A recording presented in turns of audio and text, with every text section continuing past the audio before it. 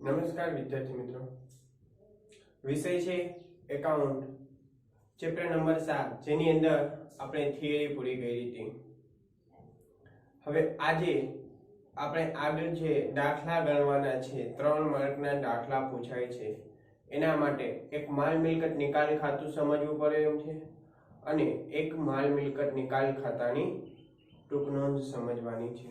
તો સૌ પ્રથમ આપણે જોઈએ માલ મિલકત નિકાલ ખાતું એટલે શું, અથવા એને બીજા નામે સંપાદન ખાતા તરીકે ઓળખવામાં આવે છે. માલ મિલકત નિકાલ ખાતાનું બીજું નામ કયું છે? સંપાદન ખાતું. તો એમ કે છે સૌ પ્રથમ વિસર્જન વખતે પેઢીની મિલકતો અને દેવાના ખાતા બંધ કરી માલ મિલકત નિકાલ ખાતે લઈ જવામાં આવે છે. સૌ પ્રથમ મિલકતો અને દેવાના ખાતા બંધ કરી માલ મિલકત નિકાલ ખાતે લઈ જવામાં આવે છે, જેની અંદર માત્ર રોકડ અને બેંક બે વસ્તુ જે છે એ લઈ જવામાં આવતી નથી. એટલે કીધું છે રોકડ અને બેંકના ખાતા બંધ કરી માલ મિલકત નિકાલ ખાતે લઈ જવામાં આવતા નથી. ત્યારબાદ જોઈએ તો મિલકતોના ખાતા બંધ કરી સંપાદન ખાતામાં ઉધાર બાજુ નોંધવામાં આવે છે. કઈ બાજુ નોંધવામાં આવે છે? ઉધાર બાજુ નોંધવામાં આવે છે. ત્યારે જોગવાઈઓ કે દેવાના ખાતા બંધ કરી, જ્યારે જોગવાઈઓ કે દેવાના ખાતા બંધ કરી ક્યાં નોંધવામાં આવે છે? તો કે જમા બાજુ નોંધવામાં આવે છે. મિલકતોના ખાતા બંધ કરી સંપાદન ખાતામાં ઉધાર બાજુ નોંધવામાં આવે છે, ત્યારે દેવાના કે જોગવાઈઓના ખાતા બંધ કરી સંપાદન ખાતામાં જમા બાજુ નોંધવામાં આવે છે. ત્યારબાદ જોઈએ પછીનો ટોપિક, તો મિલકતોની ઉપજ. મિલકતોની ઉપજ સંપાદન ખાતું એટલે કે માલ મિલકત નિકાલ ખાતામાં જમા બાજુ નોંધવામાં આવે છે. શું કીધું છે? મિલકતોની ઉપજ સંપાદન ખાતામાં જમા બાજુ નોંધવામાં આવે છે, ત્યારે દેવા કે જોગવાઈઓની ઉપજ, ત્યારે દેવા કે જોગવાઈઓની ઉપજ સંપાદન ખાતું એટલે કે માલ મિલકત નિકાલ ખાતામાં ઉધાર બાજુ નોંધવામાં આવે છે. છેલ્લે લાસ્ટમાં જોઈએ તો કે નફો કે ખોટ બાકી મળે છે, એ જો નફો હોય તો ઉધાર બાજુ લખશું અને ખોટ હોય તો જમા બાજુ લખવામાં આવે છે. એ નફો કે ખોટ ભાગીદારો તેમના નફા નુકસાનના પ્રમાણમાં વહેંચી લે છે. શું કરે છે? ભાગીદારો તેમના નફા નુકસાનના પ્રમાણમાં વહેંચી લે છે. તો આ આપણી ટૂંક નોંધ હતી. ટૂંક નોંધની અંદર શું જોયું? 3 માર્કમાં પૂછાય તો સૌ પ્રથમ મિલકતો અને દેવાના ખાતા બંધ કરી માલ મિલકત નિકાલ ખાતે લઈ જવામાં આવે છે, જેની અંદર રોકડ અને બેંકનો સમાવેશ કરવામાં આવતો નથી. મિલકતોના ખાતા બંધ કરી માલ મિલકત નિકાલ કે સંપાદન ખાતામાં ઉધાર બાજુ નોંધવા, દેવા કે જોગવાઈઓના ખાતા બંધ કરી માલ મિલકત કે સંપાદન ખાતામાં જમા બાજુ નોંધવા, મિલકતોની ઉપજ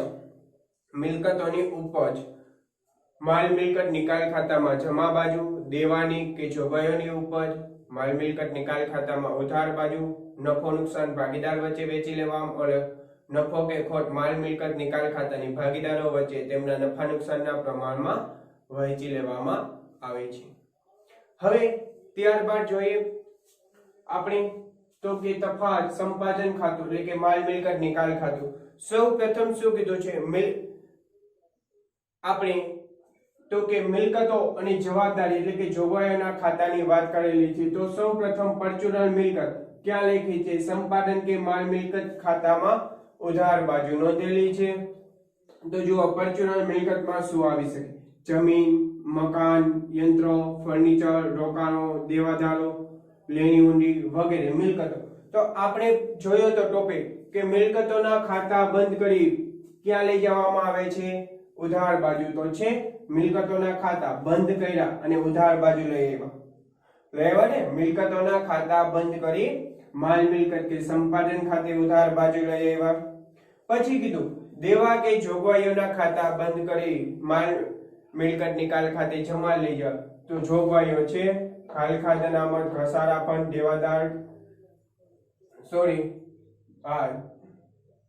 દેવાદાર કે લેણી ઊંડી, વટાવ અનામત. એટલે જો દેવાદાર કે લેણી ઊંડી માટે વટાવ અનામત કીધો છે. દેવાદાર કે લેણી ઊંડી માટે વટાવ અનામત આપણે દેવાદાર વટાવ અનામત ભણ્યા, તેવી જ રીતે લેણી ઊંડી વટાવ અનામત હોય તો એ બધી આપણા માટે જોગવાઈઓ છે, દેવાદાર કે લેણી ઊંડી વટાવ અનામત.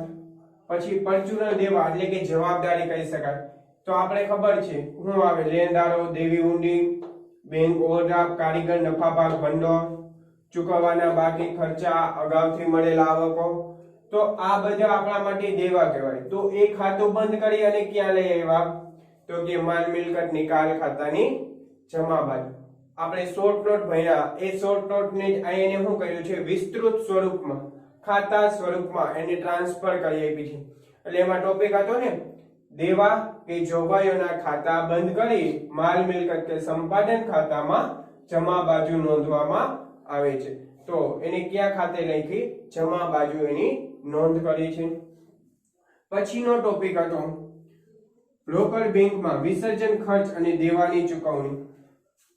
હવે એમ કે કોઈ દેવું નોંધવાનું રહી ગયું હોય તો એની ચૂકવણી કરી એ ક્યાં લખવામાં આવશે, તો કે માલ મિલકત નિકાલ ખાતામાં ઉધાર. અને વિસર્જન ખર્ચ પેઢી બંધ કરી ત્યારે જે વિસર્જન ખર્ચ કરવો પડે છે એ વિસર્જન ખર્ચ પણ ક્યાં લખવામાં આવશે, ઉધાર બાજુ. આપણે જોયું હતું ને, પેઢી બંધ થાય ત્યારે સૌ પ્રથમ પેઢીનો વિસર્જન ખર્ચ ચૂકવવામાં આવે તો વિસર્જન ખર્ચ ઉધાર લખશું. અને ત્યારબાદ કોઈ દેવાની ચૂકવણી બાકી હોય તો દેવાની ચૂકવણી લખવામાં આવશે. એટલે આપણે જોયું હતું દેવાની જે ઉપજ ચૂકવણી કરો છો એ આપણે ક્યાં લખશું, તો કે ઉધાર બાજુ. પછીનો આપણે ટોપિક જોયો તો કે મિલકતની ઉપજ જમા હોય તો આ મિલકતની ઉપજ રોકડ કે બેંક ખાતે, મિલકત વેચો તો રોકડ કે બેંક આવે ને, તો આ શું થયું, મિલકતની ઉપજ છે. અને દેવાની ઉપજ તો અહીંયા ભાગીદાર કોઈ દેવાની ચૂકવણી સ્વીકારે, દેવાની ઉપજ ચૂકવણી કરો એટલે દેવાની ચૂકવણી તમારે ક્યાં લખવાની થશે, તો કે સંપાદન ખાતામાં ઉધાર બાજુ. પછી હવે એવું બને કોઈ જવાબદારી છે, હવે એમ કે આ વ્યક્તિને જે નાણાં ચૂકવવાના છે કોઈ ભાગીદાર તરીકે હું ચૂકવી દઈશ, તો કોઈ જવાબદારી સ્વીકારે તો છે દેવાની જવાબદારી સ્વીકારે ત્યારે, તો કોઈ ભાગીદાર દેવાની જવાબદારી સ્વીકારે ત્યારે ઉધાર બાજુ. અને કોઈ ભાગીદાર મિલકત સ્વીકારે, કોઈ ભાગીદાર શું કે એ મિલકત લાવો, પેઢીની મિલકત છે એ મને લાવો, હું તમને આટલા રૂપિયા ચૂકવી દઉં. તો કીધું છે ભાગીદાર કોઈ મિલકત લઈ જાય ત્યારે ભાગીદારને જરૂર હોય તો ભાગીદાર શું કરશે, પેઢીની મિલકત લઈ જશે, તો એને આપણે ક્યાં લખશું, જમા બાજુ. પછી કોઈ ભાગીદારે કામ કર્યું હોય સક્રિય ભાગીદાર તરીકે તો એને મહેનતાણું પણ મળી શકે, વધારાનું મહેનતાણું, તો એ ક્યાં લખવામાં આવશે, ઉધાર બાજુ. અને છેલ્લે નફો અથવા તો ખોટ ભાગીદારના મૂડી કે ચાલુ ખાતે, જે રીત હોય સ્થિર મૂડી ખાતું હોય તો ચાલુ ખાતે, અસ્થિર મૂડી ખાતું હોય તો મૂડી ખાતે લખવામાં આવશે. તો આ ટૂંકનોંધ ઉપરથી આપણે સંપાદન કે માલ મિલકત નિકાલ ખાતું તૈયાર કર્યું.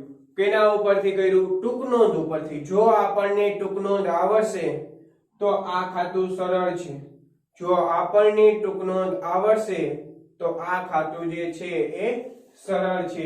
હવે આપણે અમુક જે શબ્દ પરીક્ષામાં પૂછાય છે એ શબ્દ વિશે જોઈ લઈએ. સંપાદન ખાતું અને માલ મિલકત નિકાલ ખાતાની આ ટૂંકનોંધ, અને આ ખાતું મહત્વનું છે. હવે આપણે અમુક શબ્દ પરીક્ષામાં પૂછાય છે વારંવાર જોઈ લઈએ.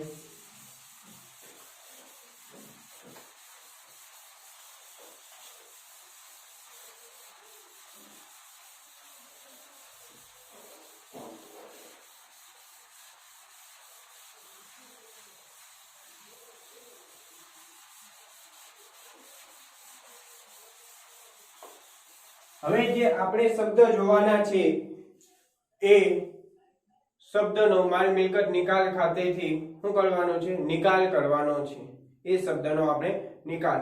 તો અમુક શબ્દ જોગવાઈઓ છે, અમુક શબ્દ ભાગીદાર વચ્ચે વહેંચી દેવામાં આવે છે જેની આપણે આમ નોંધ કરવી પડતી હોય છે. હવે આ જે શબ્દ છે એ એક માર્કમાં એવા 3 શબ્દ પરીક્ષામાં પૂછાય તો એના 3 માર્ક હોય છે. તો એવા 6 શબ્દ છે. સૌ પ્રથમ પહેલો શબ્દ આપેલો છે સામાન્ય અનામત.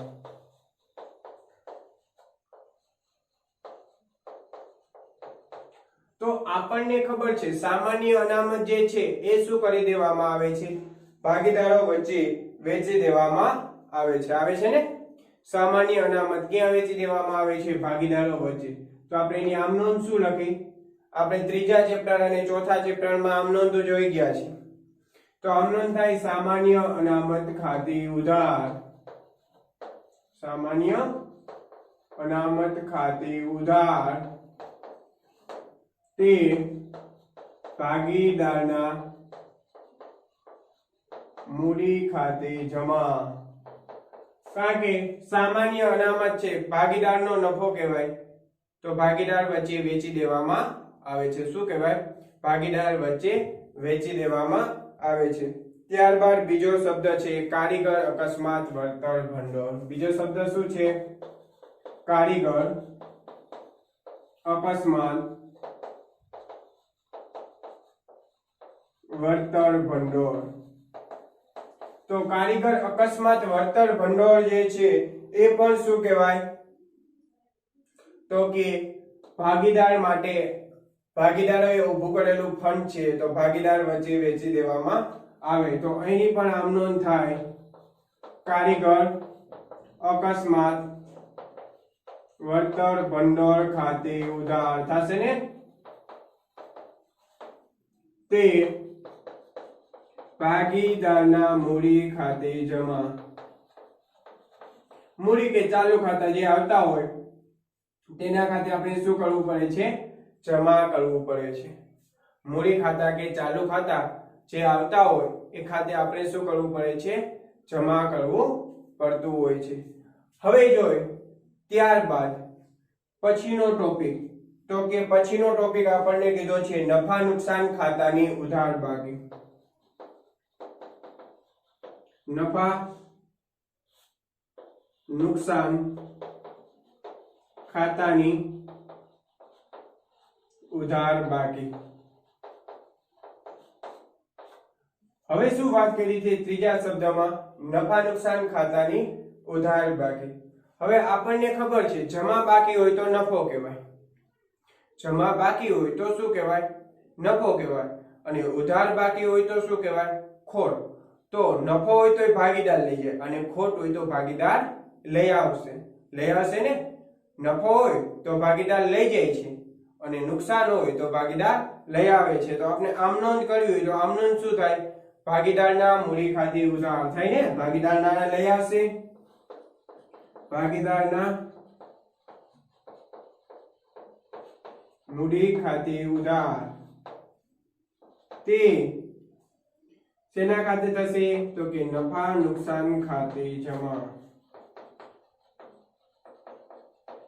તે નફા નુકસાન ખાતે જમા મૂડી જે છે બરાબર સોરી નુકસાન જે છે એ નુકસાન ભાગીદાર ભોગવી લે છે એટલે ભાગીદારને નાણાં લઈ આવવાના થશે શેના તો કે નફા નુકસાનના ચોથી આમ નોંધ રોકાણ વધઘટ ભંડોળ રોકાણ વધઘટ ભંડોળ તો આપણે રોકાણ વધઘટ ભંડોળ પ્રવેશ અને નિવૃત્તિમાં વારંવાર આ શબ્દનો આપણે ઉપયોગ કરેલો છે ત્રીજા ચોથા ચેપ્ટરમાં આની નોંધ આવી ગઈ છે તો આપણે આમ નોંધ કરવી હોય તો આમ નોંધ શું થાય રોકાણ વધઘટ ભંડોળ ખાતે ઉધાર તે ભાગીદારના મૂડી ખાતે જમા તો કે રોકાણ માટેની જોગવાઈ જે છે એ કોણ કરે છે તો કે ભાગીદાર જ કરે છે કોણ કરે છે ભાગીદારો તો આપણે આમ નોંધ શું લખી રોકાણ વધઘટ ભંડોળ ખાતે ઉધાર તે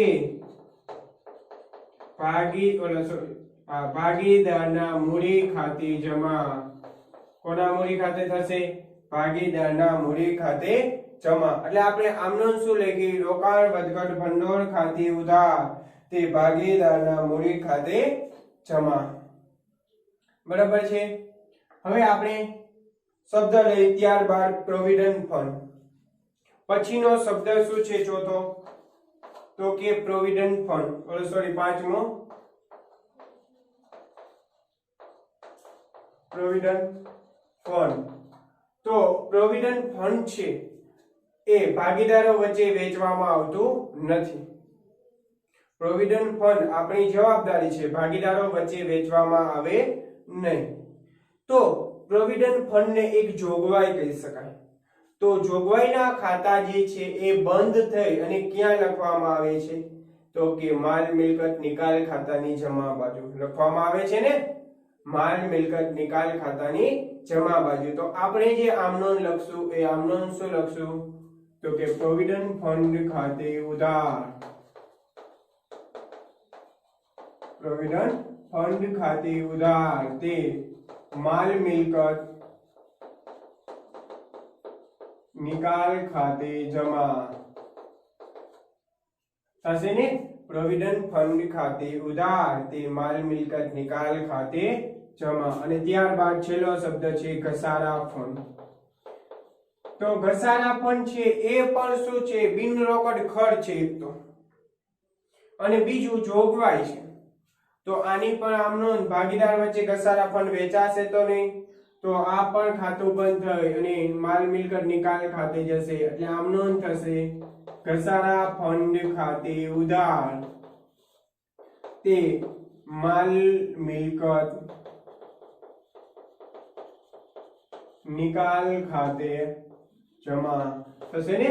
એ ખાતું પણ બંધ થઈ ક્યાં જશે? તો કે માલ મિલકત નિકાલ ખાતે.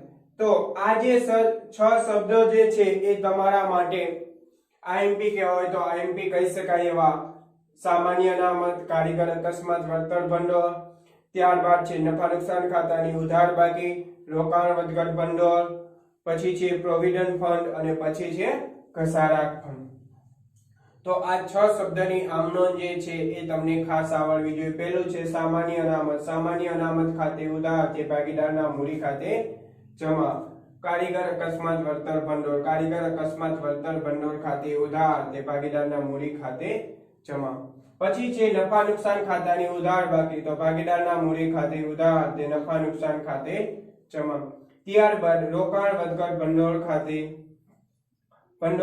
રોકાણ વધઘટ ભંડોળ ખાતે ઉધાર તે ભાગીદારના મૂડી ખાતે જમા. ત્યારબાદ છે પ્રોવિડન્ટ ફંડ. તો પ્રોવિડન્ટ ફંડ ખાતે ઉધાર તે માલ મિલકત નિકાલ ખાતે જમા. ત્યારબાદ છે ઘસારા ફંડ. તો ઘસારા ફંડ ખાતે ઉધાર તે માલ મિલકત નિકાલ ખાતે જમા. તો આ જે 6 શબ્દ છે આપણા માટે મહત્વના હતા.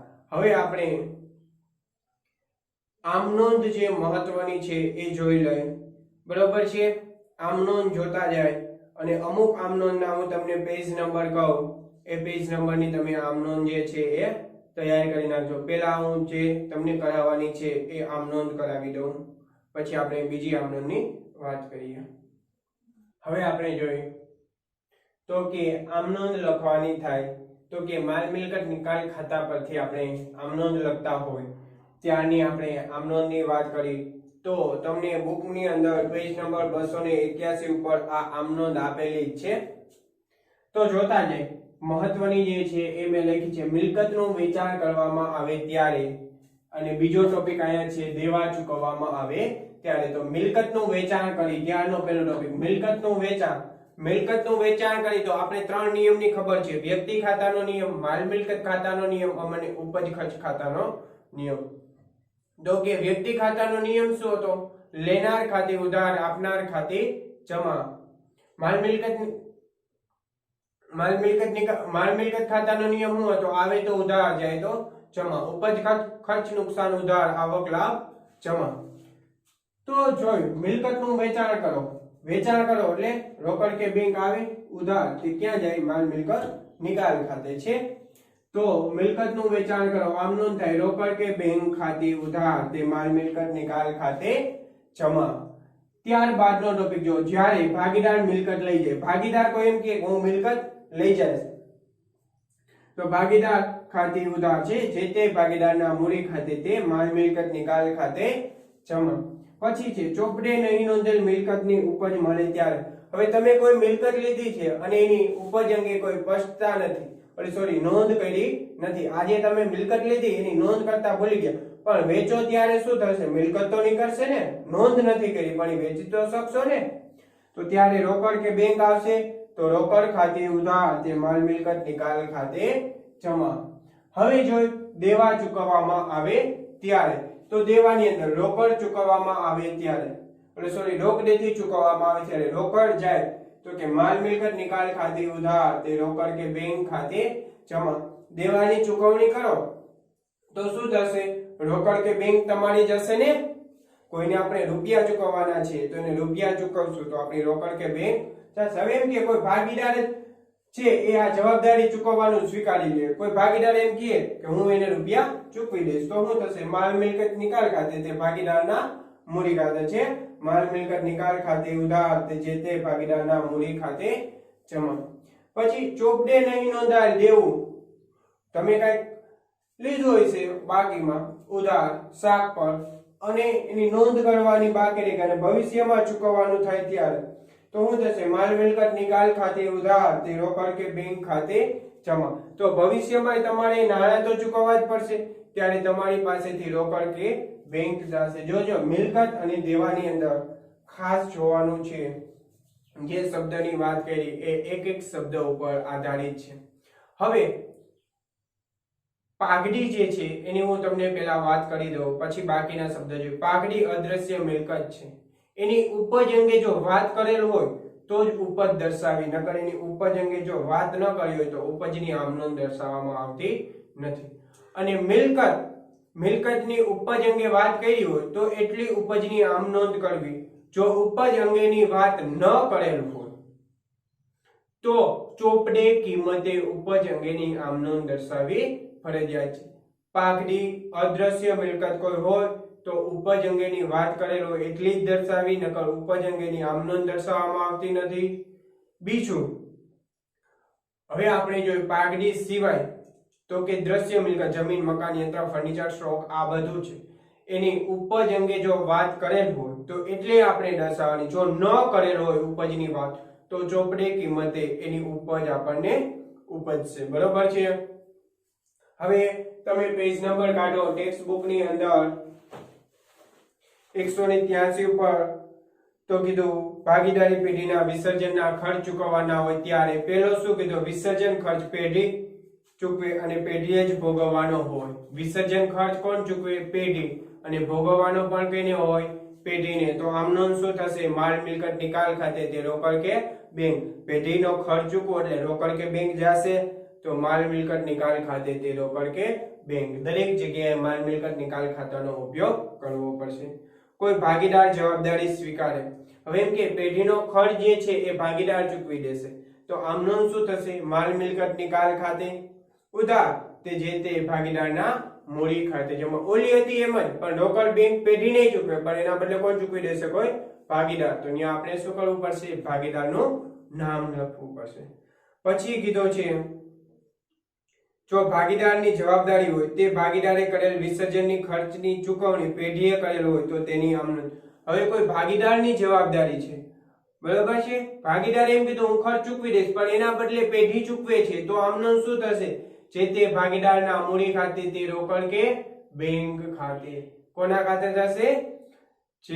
જે તે ભાગીદારના મૂડી ખાતે તે રોકડ કે બેંક. પછી લોન ચૂકવવાની હોય, લોન ચૂકવવાની હોય ત્યારે શું આપણે નોંધ કરશું? તો કે ભાગીદારની લોન ખાતે તે રોકડ કે બેંક ખાતે. ભાગીદારની લોન હોય તો ભાગીદારનું ખાતું લખવું જરૂરી છે. પછી નફો ખોટ, પછી ચાલુ ખાતાની જમા અને ઉધાર બાકી છે, ત્યારબાદ મૂડી ખાતાઓની અસર છે. આ આમ નોંધ તો આપણે આગળ ભણી ગયેલા છીએ. હવે પેજ નંબર આવો, સૌથી મહત્વનો ટોપિક છે 279 ઉપર અનામત અને નફા નુકસાન ખાતાની જમા બાકી અને નફા નુકસાન ખાતાની ઉધાર બાકી. અનામતો છે તો આપણને ખબર છે દરેક અનામતની કઈ બાકી હોય? ઉધાર. તો રોકાણ અનામત, રોકાણ અનામતની ઉધાર, સામાન્ય અનામતની, કારીગર અકસ્માત વળતરની, આકસ્મિક અનામત, નફા નુકસાન ખાતાની જમા બાકી, આ બધાની ઉધાર બાકી હોય અને ત્યારે ભાગીદારના મૂડી ખાતા જમા થાય. અને ખોટ હોય તો એનાથી આમ નોંધ કેવી થશે? વિરુદ્ધ થશે. તો કે નફા ભાગીદારના મૂડી ખાતે તે નફા નુકસાન ખાતે. તો આ જે ટોપિક છે એ ખાસ આપણા માટે મહત્વનો હતો. આ જે ટોપિક છે આમ નોંધનો એ આપણા માટે ખાસ મહત્વનો હતો. તો હવે આપણે ટોટલી આમ નોંધ જોઈ, માલ મિલકત નિકાલ ખાતું જોયું, માલ મિલકત નિકાલ ખાતાની ટૂંક નોંધ, અને 6 ટોપિક આપણે એ જોયા: સામાન્ય અનામત, રોકાણ વધઘટ અનામત, કારીગર અકસ્માત વળતર અનામત, નફા નુકસાન ખાતાની ઉધાર બાકી, પ્રોવિડન્ટ ફંડ અને ઘસારા ફંડ. એટલે આ જે ટોપિક બધા છે એ ખાસ આજના લેક્ચરના કરાવેલા તૈયાર કરવાના છે. આમનોંધ માટે હવે આપણે આમનોંધ ભણવાની છે, એના માટે આ દરેક આમનોંધો મહત્વની છે. અને થિયરી માટે આજના 2 ટોપિક કયા, 3 ટોપિક એ પણ મહત્વના છે. તો હવે આપણે નેક્સ્ટ લેક્ચરની અંદર એક્ઝામ્પલ જે છે એ ચાલુ કરશું. ઓકે વિદ્યાર્થી મિત્રો, thank you, have a nice day.